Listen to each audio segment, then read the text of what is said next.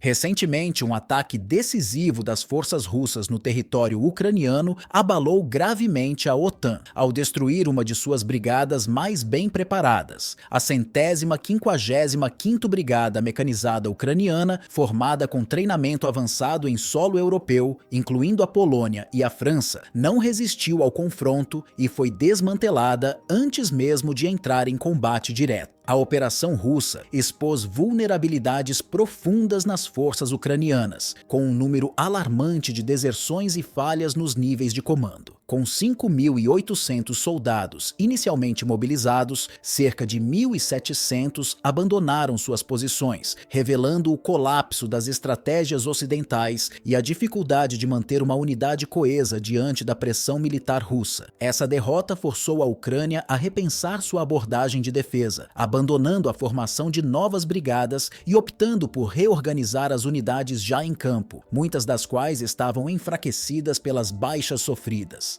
Com isso, surge a pergunta: seria esta a queda definitiva da resistência ucraniana? Vamos analisar como os eventos se desenrolaram e o impacto dessa situação para o futuro do conflito. A ofensiva russa contra a Brigada 155ª revelou falhas estruturais graves nas forças ucranianas. Apesar de terem passado por treinamentos especializados em solo europeu, a unidade não resistiu à pressão e entrou em colapso antes de ser enviada para o campo de batalha. Esse evento marcou um ponto decisivo no conflito, levantando sérias dúvidas sobre a eficácia do preparo oferecido pelos aliados da OTAN. O resultado foi devastador. 1.700 dos 5.800 soldados da brigada abandonaram suas posições, comprometendo severamente a capacidade da unidade de continuar operando de maneira eficiente. Fontes no local indicam que o treinamento foi conduzido na Polônia e na França, com foco em táticas modernas e armamentos de última geração. No entanto, o que parecia ser uma preparação robusta acabou se revelando inadequada frente às duras realidades do combate. A desconexão entre os métodos ensinados e as necessidades práticas no campo de batalha, além de problemas logísticos e a falta de equipamentos essenciais, minaram a moral dos soldados, resultando em um colapso rápido e eficaz. A deserção em massa refletiu o crescente desânimo entre os combatentes, que diante da dura realidade optaram por abandonar o campo de batalha em vez de lutar contra um inimigo bem armado e estrategicamente superior. Este incidente, longe de ser um caso isolado, é um reflexo de um padrão recorrente nas forças ucranianas, que têm enfrentado dificuldades significativas para manter sua eficácia diante da ofensiva russa. O colapso da brigada não apenas revelou falhas operacionais, mas também expôs uma fragilidade estrutural mais profunda nas forças armadas ucranianas. A dificuldade em integrar e manter novos recrutas dentro das unidades existentes de maneira eficaz. Com um sistema de recrutamento que não conseguia fornecer o treinamento e a experiência necessários para soldados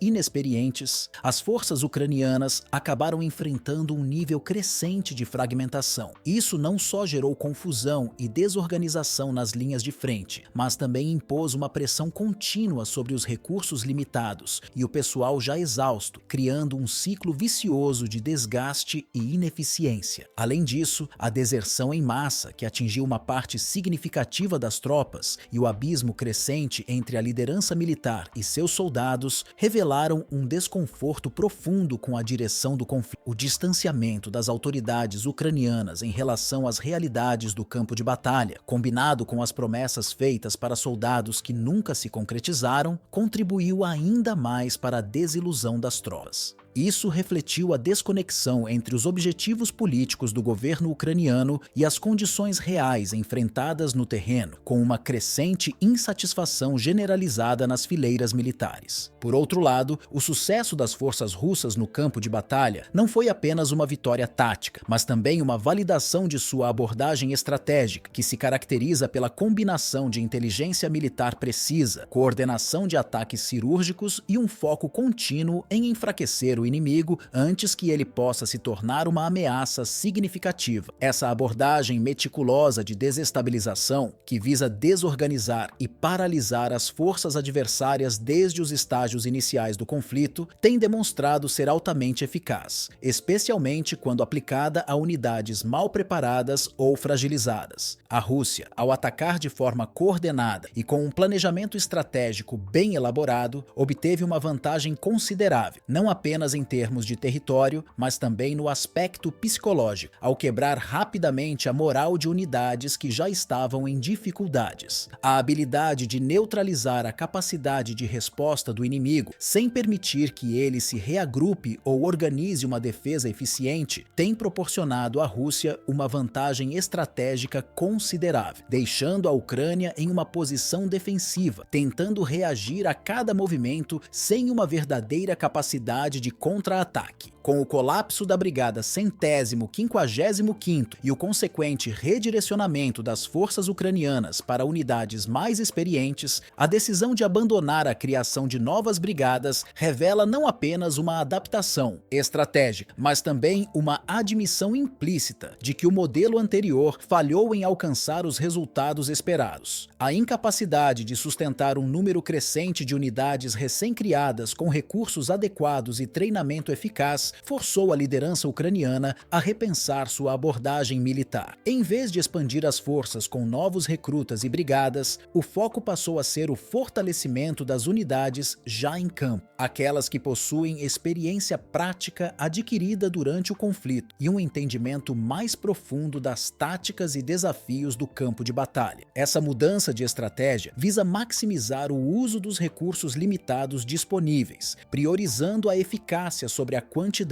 Embora o exército ucraniano tenha tentado inicialmente formar novas brigadas para combater a ofensiva russa, ficou claro que a falta de integração eficaz entre novas unidades e as forças veteranas, junto com os problemas de logística e treinamento, impediu a criação de um exército coeso e capaz de enfrentar uma guerra prolongada. Em vez de seguir com o plano de expansão, a Ucrânia agora concentra seus esforços na atualização de equipamentos, no aprimoramento de táticas de combate e no aumento da resistência das unidades mais experientes, reconhecendo que a experiência acumulada é um recurso valioso em um cenário tão volátil. Além disso, essa reorientação das forças também reflete uma tentativa de mitigar as consequências da pressão externa e interna, o desgaste constante nas fileiras, a deserção em massa e a falha de unidades recém-criadas representam desafios significativos para a moral e a coesão do exército ucraniano. Com isso, a estratégia de focar nas tropas mais experientes tem como objetivo não só fortalecer a linha de defesa, mas também manter a confiança das forças armadas e da população, que dependem de uma resistência robusta diante da ofensiva russa. Este novo enfoque também envolve uma reconsideração das táticas de comando e controle, com um maior envolvimento de comandantes veteranos nas decisões operacionais, garantindo que as unidades em combate tenham liderança experiente e adaptável. Ao optar por um número menor de unidades mais preparadas, a Ucrânia busca criar uma força mais ágil, mais integrada e potencialmente mais eficiente em seu enfrentamento contra o inimigo. No entanto, a mudança de foco não é isenta de desafios. Apesar de contar com unidades veteranas, o exército ucraniano ainda enfrenta a falta de equipamentos modernos e o risco de uma sobrecarga nas tropas experientes, que já têm sofrido desgaste significativo devido à intensidade do combate. Esse esforço para fortalecer as unidades existentes, embora uma resposta necessária à realidade da guerra, é uma tentativa arriscada, pois exige uma coordenação excepcional e o fornecimento contínuo de recursos para evitar o esgotamento completo das forças. A eficácia desse novo modelo dependerá de sua capacidade de continuar a resistir à pressão russa, enquanto se prepara para possíveis escaladas no conflito.